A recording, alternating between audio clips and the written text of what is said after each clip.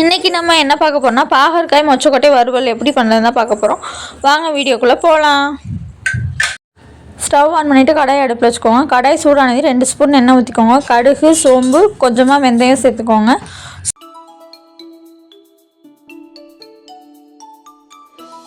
சோம்பு கடுகுலாம் பொரிஞ்சதுக்கப்புறமா நம்ம நறுக்கி வச்சுருக்கக்கூடிய வெங்காயமும் பூண்டும் அதோடு சேர்த்துக்கலாம்.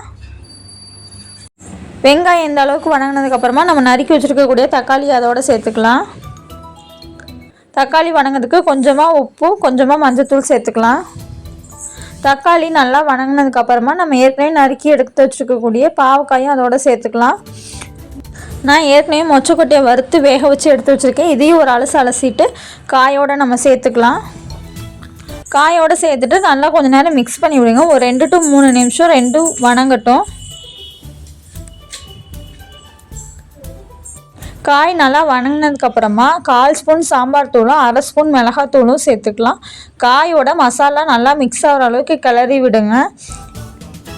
இந்த மசாலாவோட ராஸ்மெல் கொஞ்சம் போனதுக்கப்புறமா நம்ம தேவையான அளவு தண்ணி சேர்த்துக்கலாம். காய் வேகிற அளவுக்கு. இப்போ கொஞ்சமாக புளியும் ஊற வச்சு எடுத்துக்குவோம். பார்த்தீங்கன்னா காய் நல்லா வெந்து எண்ணெய் பிரிஞ்சு வந்துருச்சு. இடையில மூடி வச்சு எடுத்துக்கோங்க.